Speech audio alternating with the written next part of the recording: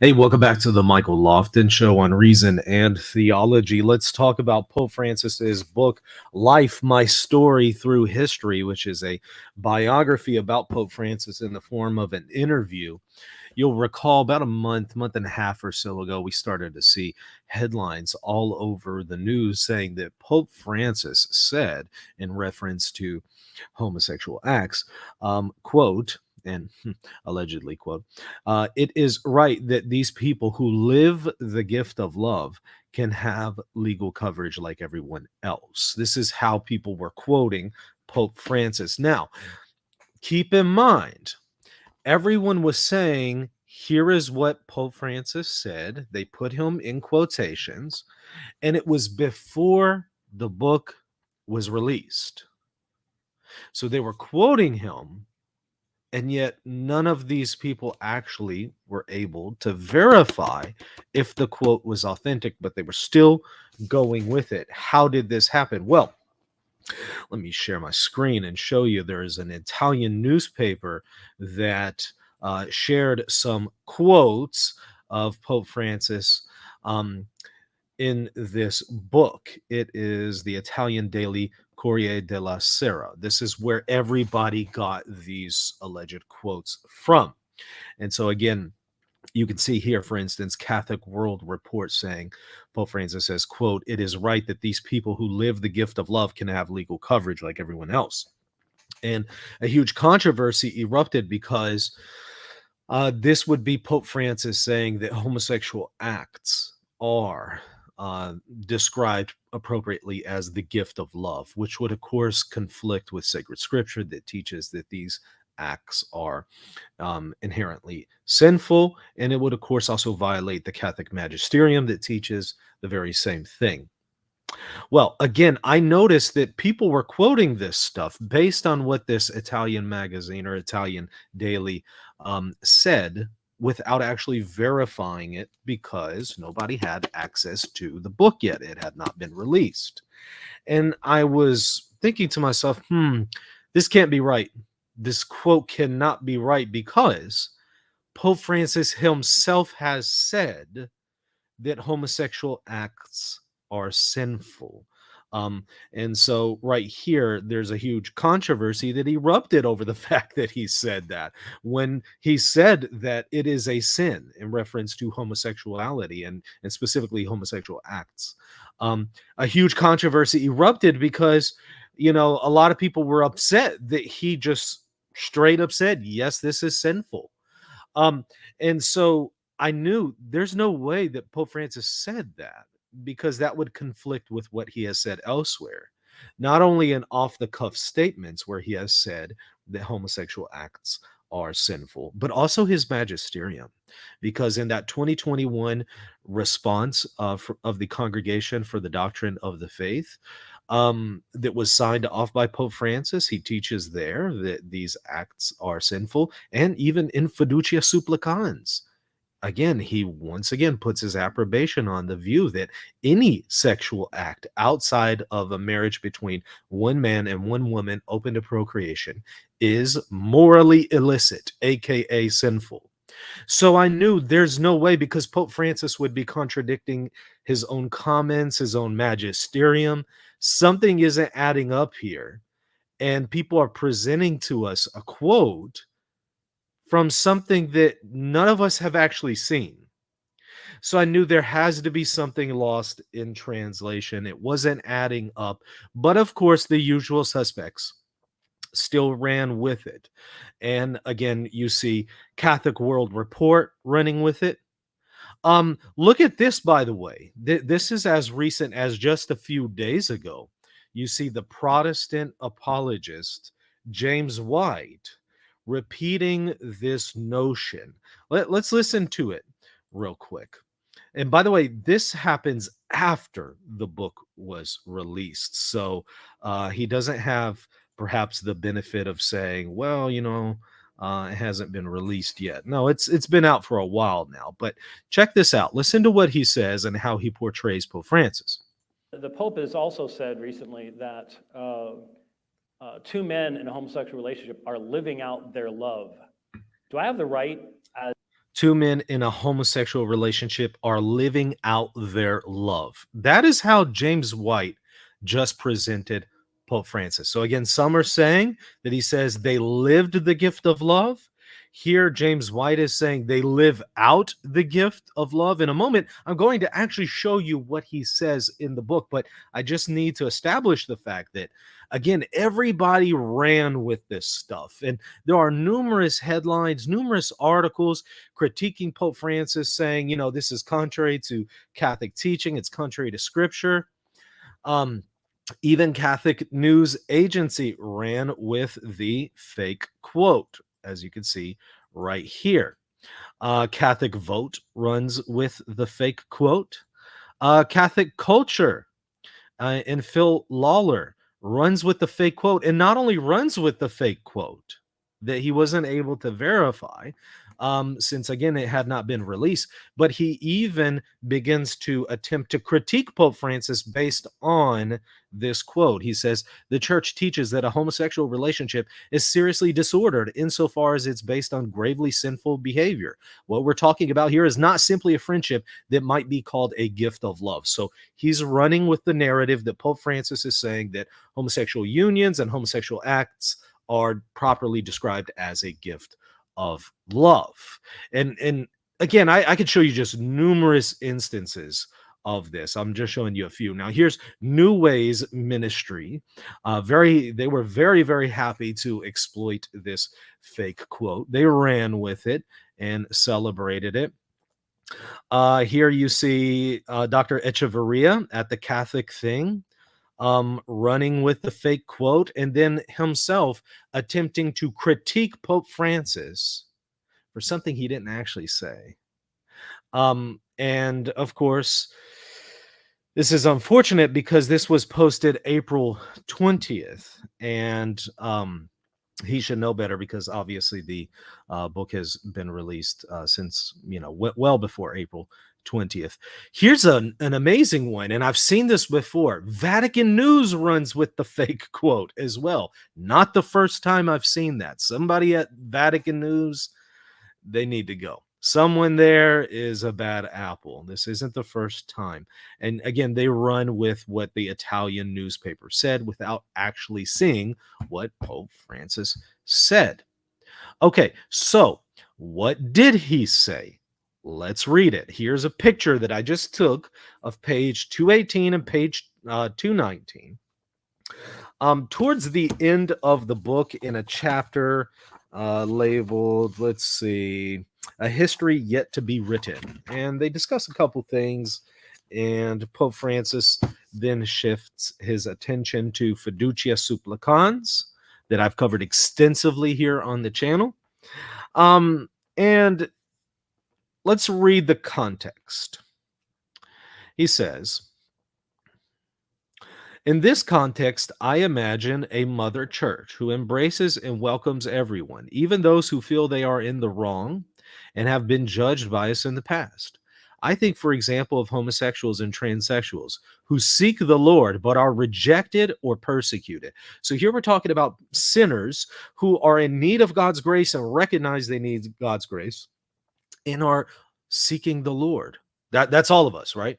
Whether you're homosexually inclined, or you are transsexual, or you're heterosexual, whatever, all of us are sinners, hopefully seeking God, and certainly in need of God's grace. And so he's talking about people who are struggling with sin, but they are seeking the Lord, but there are people out there still rejecting them. And I've seen this all over, all over.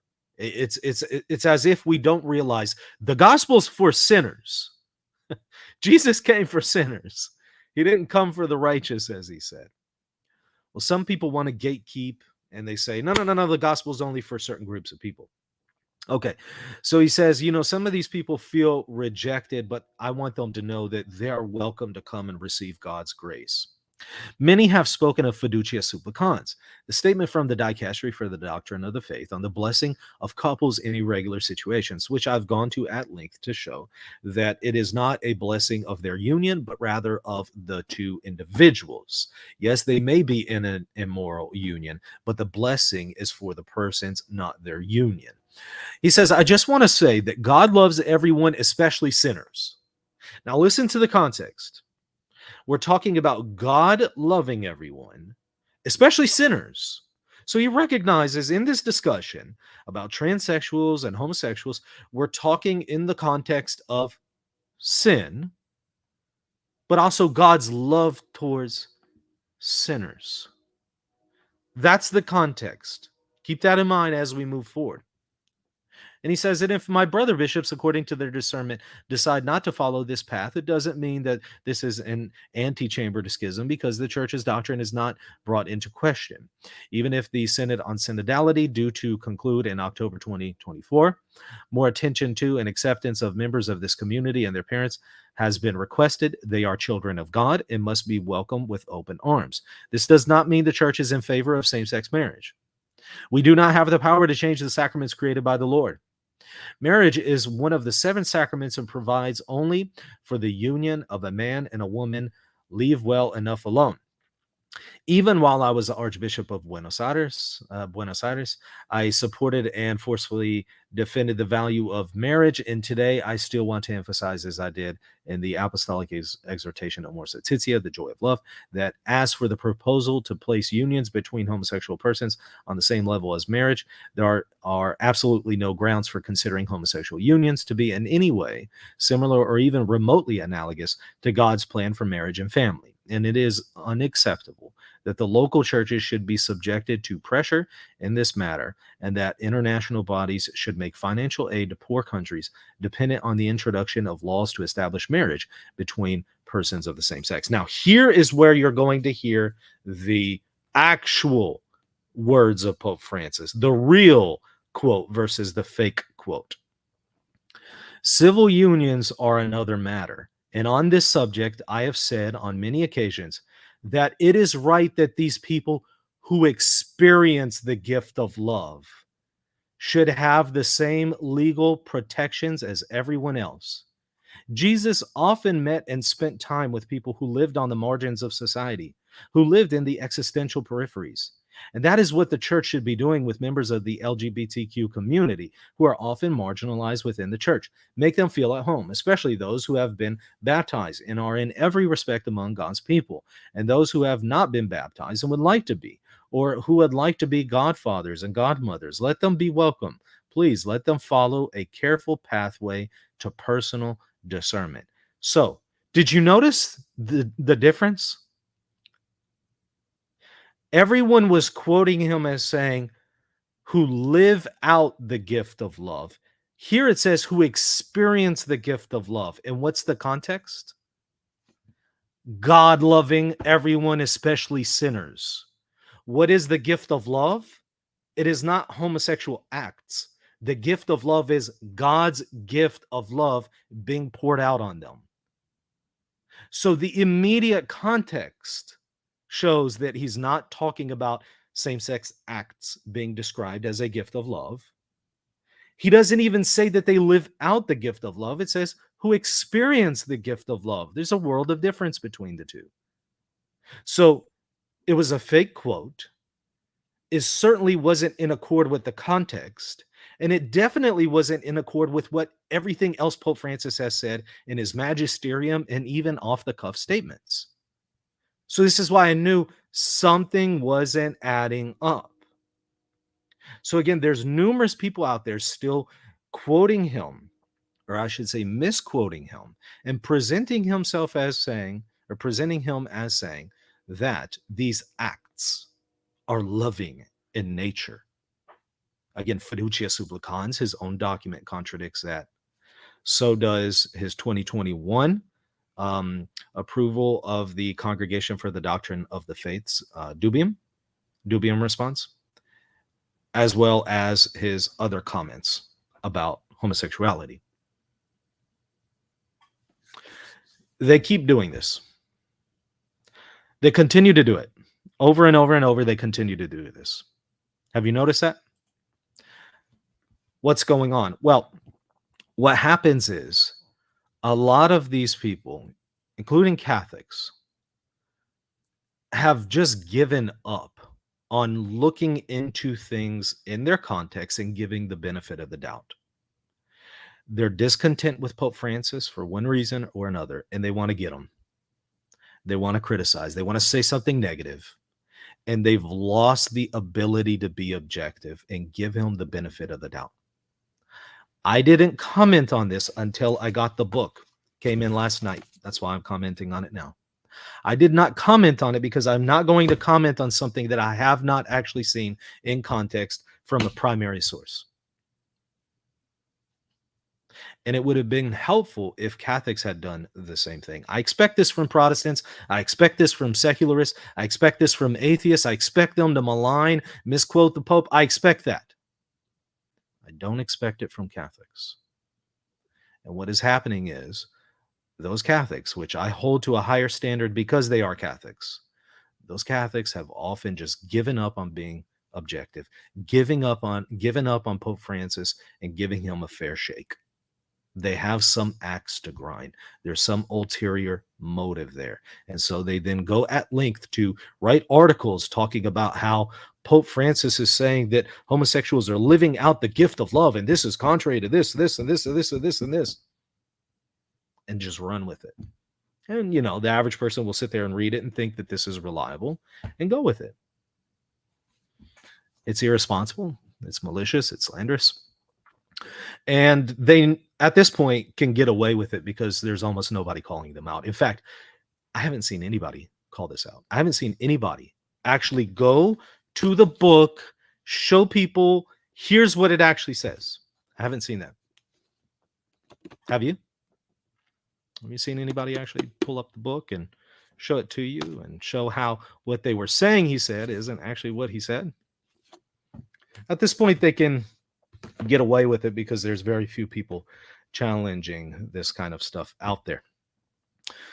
So I would appreciate your support in, helping promote this channel and spreading this information so people can know better. What happens is this kind of stuff has reinforced so many of the narratives that are out there about Pope Francis, and it is impacting people significantly. Let me show you another example of how this kind of misinformation, fake news, propaganda against the Catholic Church, against Pope Francis, is impacting real people. Look at this. I talked about this in a short yesterday. This is Dr. Jordan Peterson, whose wife just recently converted to the Catholic Church. And look what he says about Pope Francis. He tells Pope Francis maybe a little less regressive Baal nature worship and a little more concentration on the redemption of lost souls. Just a thought. There's so many things wrong with this. I mean, first of all, Pope Francis is very clearly concerned with lost souls. Anybody who actually pays attention to what he says, that's the case. But his comments about climate change is not Baal or nature worship. This is absolutely ridiculous and slanderous. And for those who think that the Pope can't even comment on climate change, as I've demonstrated on this channel in a video that I'll put in the show notes, the Pope can talk about matters of science and facts and history insofar as they relate to faith and morals. And they are then authoritative insofar as the information that he is relying on is authoritative. And he can then take that information and then discuss moral principles that relate to it. And that's then, again, authoritative.